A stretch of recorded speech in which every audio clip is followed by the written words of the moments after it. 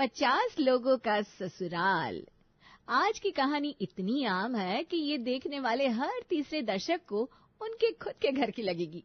आज की कहानी उस प्रॉब्लम के बारे में है जो दिखने में इतनी छोटी है कि अक्सर इग्नोर हो जाती है।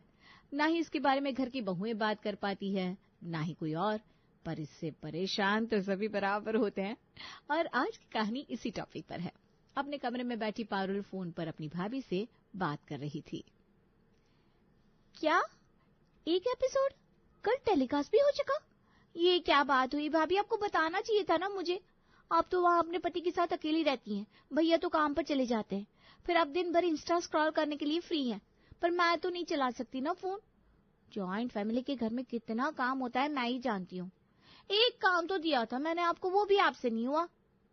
अरे बाप रे दीदी, अब तो बिना पूरी बात सुने एक पैर पर तांडव करने लगती हैं। कल ही सीरियल शुरू हुआ है, एक ही एपिसोड आई है अभी। अब तो ऐसे बौखला रही हैं जैसे सीरियल खत्म हो गया हो और दोबारा कभी टीवी पर आएगा नहीं। कल किया था मैंने आपको फोन, पर जीजा जी ने आपका फोन उठा लिया। अब उन्हें मैं क्या बोलती कि क्यों किया है मैंने फोन, ये बताने के लिए कि पति की गर्लफ्रेंड टीवी सीरियल का सीजन 5 लॉन्च हो गया है।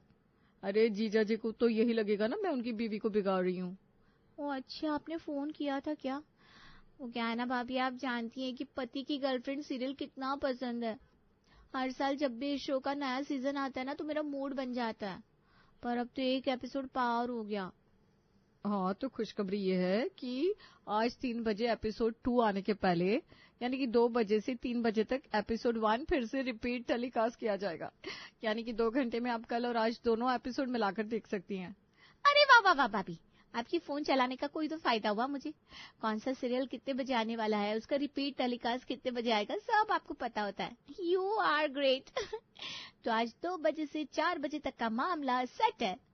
इस न्यूज को सुनकर प्रिया बड़ी खुश हो जाती है और रोज की तरह 12 बजे दोपहर के खाने को रेडी करने की जगह आज 11 बजे ही किचन में चली जाती है।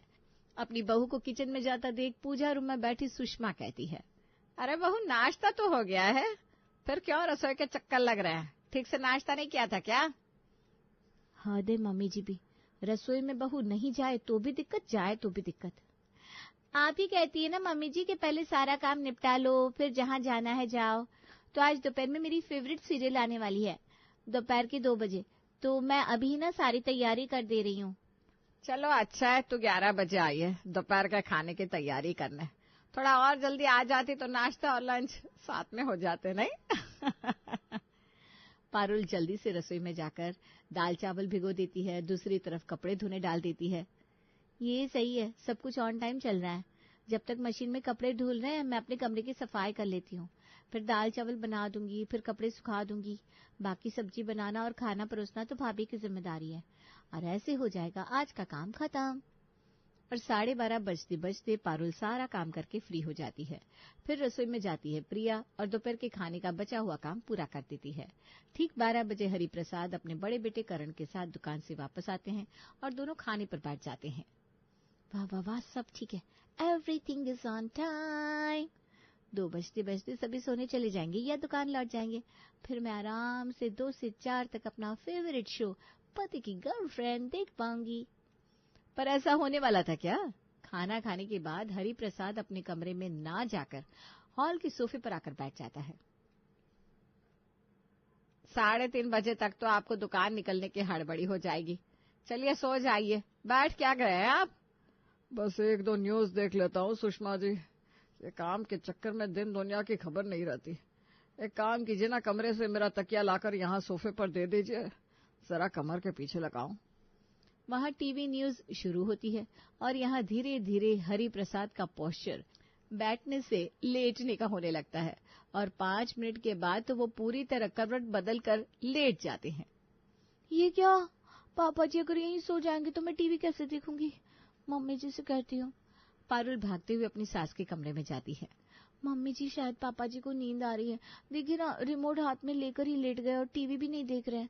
ऐसे सोफे पर सोएंगे तो उनकी पीठ में दर्द हो जाएगा ना। हादा, ये बुढ़ाऊं भी जैसे जैसे उम्र बढ़ती जा रही है सठियाता जा रहा है।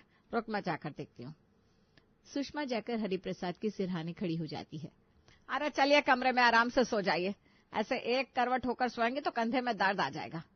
नहीं नहीं सुषमा जी, कमरे में सोता हूँ तो मेरे कपड़ों पर सिलवटें आ जाती है, यहाँ एक करवट होकर सोऊंगा तो कपड़ों को कुछ नहीं होगा और ज्यादा गहरी नींद भी नहीं आएगी। एक बार अच्छी तरह आंख लग जाती है ना, फिर उठकर दुकान जाने का मन ही नहीं होता। मैं यहीं ठीक हूँ। ये बात सुनकर बेचारी पारुल का तो सपना चूर चूर हो जाता है। वो रोती हुई रसोई में चली जाती है। अरे क्या हो गया, एक टीवी सीरियल है तो छूटी है ना, इसके पीछे क्या टेस्ट बहा रही है। खाना परोस दिया है मैंने, चल दोनों मिलकर खा लेते हैं। एक टीवी सीरियल नहीं था वो बाबे, वो मेरा फेवरेट टीवी शो था। कम से कम रिपीट टेलीकास्ट देख लेती। आज का एपिसोड कल देखकर मैनेज कर लेती, पर नहीं, वो भी नहीं होने दिया पापा जी ने। अब वो एपिसोड दोबारा टीवी पर आएगा भी नहीं। पारुल, लगता है तू भूल गई है कि तेरी शादी हो गई है। शादी के बाद तो कॉम्प्रोमाइज करना ही पड़ता है। आज आपका दिन है भाभी, बोल लीजिए। जब यही आप पर बीतेगी ना, तब आपको समझ में आएगा। बात तो पारुल की सही थी। अब किस चीज से कितनी अटैचमेंट है, ये हम कैसे बता सकते हैं। पारुल का ये कहना प्रिया की किस्मत पर ऐसा जाकर लगता है कि प्रिया के सर पर खतरे की घंटी मंडराने लगती है। 3 दिन बाद प्रिया की आज घर पर थी किटी पार्टी, जिस सिलसिले में वो अपनी फ्रेंड से फोन पर बात कर रही थी। नहीं बहन, 2 से 4 की टाइमिंग नहीं रखते हैं। एक्चुअली उस वक्त ना मेरे पापा जी घर पर रहते हैं, बाकी उनके मूड पर है, कभी भी आकर सोफे पर सो जाते हैं। फिर हम किटी कैसे करेंगे, बड़ा स्पेस चाहिए ना, तो हॉल में ही हो पाएगी पार्टी। तो 5 बजे का फाइनल रखते हैं, 5 से 7, क्योंकि उसके बाद कब मेरे हस्बैंड का मूड मुझसे मिलने का हो जाए कोई नहीं कह सकता। रोमांस में ना चीजों की परतर कोई नहीं कर सकता, कसम से बड़ी लक्की है तू। फिर ठीक है, 5 बजे तक सभी तेरे घर पहुंच जाएंगे। प्रिया का प्लान तो डन था, पर कहावत है ना, आज ही सर मुंडवाया और आज ही ओले पड़ गए, और ये कहावत प्रिया पर बिल्कुल सटीक पड़ती है। ठीक है पापा जी, मैं निकलता हूँ। आज ग्राहक ही ज्यादा है तो दुकान से बार बार फोन आ रहा है। एक काम कर विक्रम, तू भी मेरे साथ दुकान चल। ठीक है भैया, ऐसे भी आज ना मेरे ट्यूशंस नहीं है, मैं चलता हूँ। अब जब मेरे तीनों लड़के दुकान संभालने के लिए है तो मैं सोच रहा हूँ आज मैं दुकान नहीं जाता। और अपना शर्ट उतारकर सेंटर टेबल पर रखने के बाद बनियान में ही आराम से पैर सीधे कर हरि प्रसाद पिक्चर लगाकर बैठ जाता है। वक्त बीतने लगता है, 2 से 3, 3 से 4। जैसे जैसे घड़ी का कांटा बढ़ता जा रहा था, प्रिया के दिल की धड़कनें भी बढ़ती जा रही थी, और वो रसोई में यहाँ से वहाँ भाग भाग कर उछलने कूदने लगती है। अरे भाभी, क्या हो गया? ससुराल है, थोड़ा बहुत कॉम्प्रोमाइज तो करना ही पड़ता है। क्या होगा, ज्यादा से ज्यादा आपकी फ्रेंड्स पापा जी को बनियान में देखकर वापस लौट जाएंगी। इससे बुरा तो कुछ नहीं होगा ना। आप किटी के लिए नाश्ते की तैयारी कर दीजिए, वो देखिए पकौड़े जल रहे हैं, शायद आपका दिल भी। ऐसा मत बोल पारुल, लगता है तेरी ही नजर लगी है मुझे। आज मेरी ही किटी है, पूरे 60,000 हाथ में आने वाले थे, पर पापा हॉल में सज कर बैठ गया। आज उठेंगे भी नहीं। हम सबकी प्राइवेसी का बैंड बजाने का ठेका जो लिया है इन्होंने। सोने के वक्त तो पापा जी ने आज टीवी देखी है, तो समझ लीजिए 15-20 मिनट में इन्हें नींद आने लगेगी। फिर नींद लेकर उठेंगे ठीक 6 बजे। अरे तो फिर किटी कहाँ होगी? किटी कैंसिल ना करनी पड़ जाए। सभी 10 बात सुनाएंगे मुझे। पूरे 1 महीने पहले किटी की डेट फिक्स होती है, मैं डेट नहीं बदल सकती। फिर तो एक ही उपाय बचता है, छत पर किटी कर लो। बताओ, अब बस यही बचा था। दिन भर नाश्ता बनाकर शरीर तोड़ा, अब जाकर छत पर टेबल कुर्सियां पहुंचाओ। कुछ समझ होनी चाहिए पापा को। बेडरूम जब है तो हॉल में कौन सोता है, और वो भी बनियान और लुंगी में। हॉल में सोने की आदत बड़ी बुरी होती है, और जिसे लग गई ना, फिर उससे हॉल छूटे नहीं छूटता। पर इसके कारण प्रॉब्लम्स बाकी सबको हो जाती है, क्योंकि वो ना ही अपने गेस्ट को बुला पाते हैं, ना ही हॉल में बैठकर पिक्चर देख पाते हैं। और कुछ ऐसी ही प्रॉब्लम घर की दोनों बहुओं को हो रही थी। इसी तरह दिन बीत रहे थे कि एक रात, इस घर में हॉल में कुछ प्लान करना अपने पैरों पर कुल्हाड़ी मारने के बराबर है। पर मेरे कमरे में तो पापा आकर सोएंगे नहीं। रात को जब करण आएगी तब उन्हें सरप्राइज दूंगी एनिवर्सरी का। और लाल रंग के बलून्स और फूलों से प्रिया अपने कमरे को खूबसूरती से सजा लेती है। रात को खाने के बाद जैसे ही करण अंदर आता है, ये सब ओएमजी प्रिया, ये सब मेरे लिए है। हमारे लिए बेबी। अब वो क्या है ना, सुबह सुबह तुम दुकान निकलते हो और इतनी मेहनत के बाद सीधे रात को आते हो और थक हार कर सो जाते हो। ऐसे में एक दूसरे के साथ वक्त कहाँ मिल रहा है हमें, इसीलिए आज ये वक्त मैंने हम दोनों के लिए चुराया है। वहां प्रिया और करण एक दूसरे से बात कर रहे थे। यहाँ सुषमा घर के मेन गेट के बाहर रखी चप्पलों को अंदर कर दरवाजा बंद कर रही थी। इतना बड़ा शो रैक लाकर रख दिया, फिर भी इन्हें चप्पल जमीन पर ही रखनी होती है। हो जाएगी ना चोरी तब समझ में आएगा। अरे सुषमा, तेरा काम खत्म नहीं होता, रात की 10:30 बजे भी चप्पलें उठा रही है। मेरा तो बहन ये रोज का काम है, पर तू इतनी रात गए बाहर क्या कर रही है? क्या बताऊं सुषमा, तू तो जानती है मेरे बेटे की शादी है 1 हफ्ते में। अब मेहमानों को खुद अकल होनी चाहिए ना कि शादी के 1-2 दिन पहले आए। अभी से आकर सब बैठ गए हैं। अब ऐसे में कहाँ होटल बुक करूं, क्या करूं, कुछ समझ में नहीं आ रहा। ये अच्छा है सुजाता, ऐसे तो तू मुझे बहन बोलती है और जरूरत के वक्त मुझे ही भूल जाती है। तेरे मेहमान मेरे घर पर भेज दे सभी को। मेरी बहुओं का क्या है, वो तो कहीं भी सो जाती हैं। और सुजाता जो चाहती थी वो हो जाता है। सुजाता सीधे अपने घर जाती है और अनाउंसमेंट कर देती है, हो गया जी एडजस्टमेंट। आप कह रहे थे ना होटल में रूम ले लेते हैं। 1 कमरे का चार्ज नहीं तो भी 2,500 से 3,000 तक पड़ जाता है। अब सुषमा जैसी दिमाग की पैदल पड़ोसन हो तो क्यों पैसे लगाए। जिसे जो जगह समझ में आए वहां जाकर सो जाना। 3 कमरे हैं उसके यहाँ और हॉल भी बड़ा है।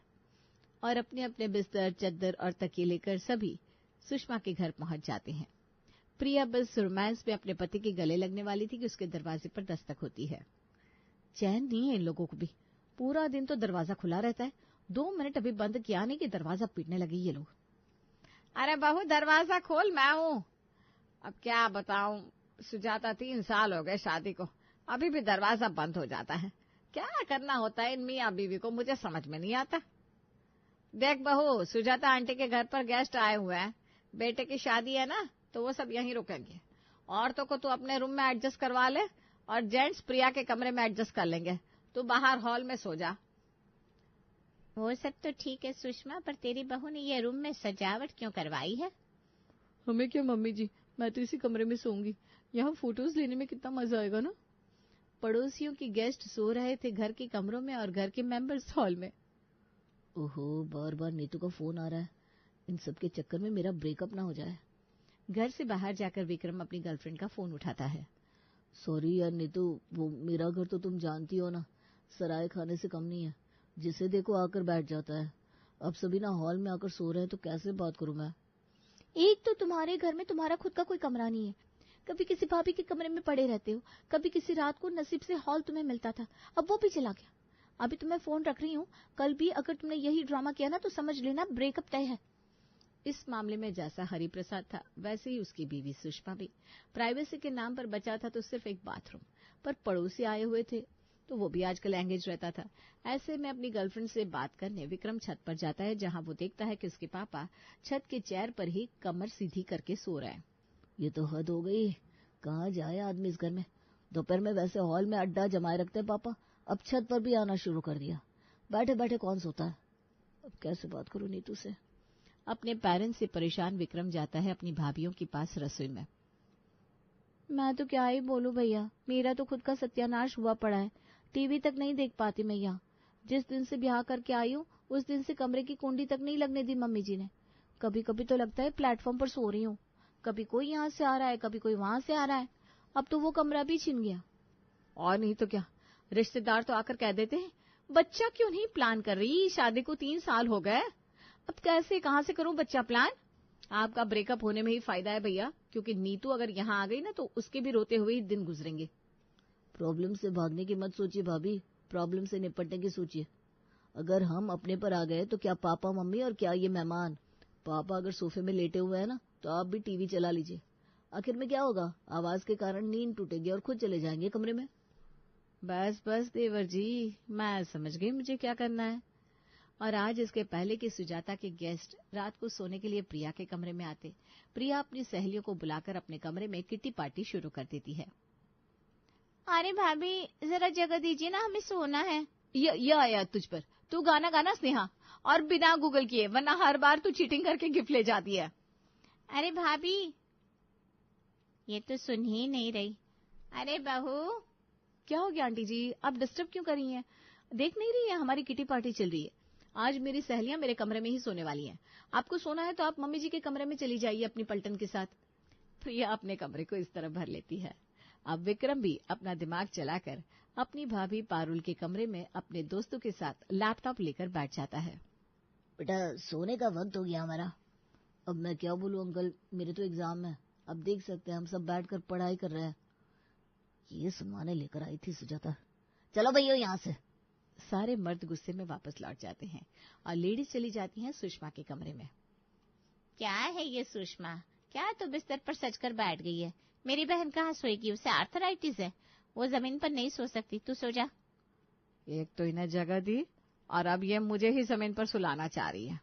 मैं कहाँ सोऊं सुषमा जी, आपके मेहमानों ने तो मेरा बिस्तर ही छीन लिया। मेहमानों के कारण पूरी रात न सुषमा सो पाती है, न ही हरिप्रसाद, और अगली दोपहर मेहमानों के जाने के बाद अपनी आदत से मजबूर हरिप्रसाद हॉल में ही कमर सीधी कर लेता है। अब तो आपको हॉल छोड़ना ही पड़ेगा पापा जी। पारुल ऑन कर देती है टीवी और अपना फेवरेट शो देखना शुरू कर देती है। दूसरी ओर प्रिया रसोई में जोर जोर से मिक्सर ग्राइंडर चलाने लगती है। अरे मैं यहाँ सो रहा हूँ, तुम्हें दिखाई नहीं दे रहा है क्या बहू? बिस्तर तो कमरे में भी है पापा जी, पर टीवी तो नहीं है ना। ये तो आपके खुद की समझ की बात थी, और आपकी नींद पूरी नहीं हुई उसमें हमारी क्या गलती? हमने तो उन्हें बुलाया नहीं था, वो तो मम्मी जी का बड़ा दिल था, और उसके बाद भी सुजाता आंटी लोगों को पकड़ पकड़ कर मम्मी जी की बुराइयां कर रही हैं। बस फिर क्या था, हरिप्रसाद और सुषमा समझ जाते हैं कि वो क्या गलती कर रहे थे। विक्रम के ऐसे आइडिया के बाद हरिप्रसाद वक्त बेवक्त हॉल कैप्चर करना छोड़ देता है और सुषमा मोहल्ले के लोगों को अपने घर पर बुला बुला कर ठहरवाना छोड़ देती है और सबकी लाइफ सॉर्टेड हो जाती है।